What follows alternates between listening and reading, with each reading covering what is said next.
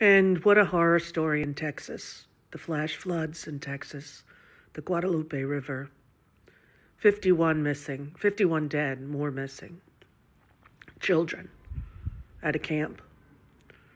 And you know, when the president guts all of the early warning systems and the weathering forecast abilities of the government, these are the results that we're going to start to see on a daily basis, because he's put this country in so much danger by his horrible, horrible decisions and this ridiculously immoral bill that he just signed into law.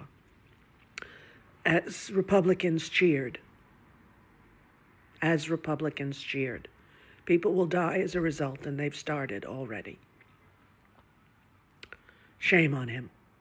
Shame on every GOP sycophant who's listening and following the disastrous decisions of this mentally incapacitated POTUS.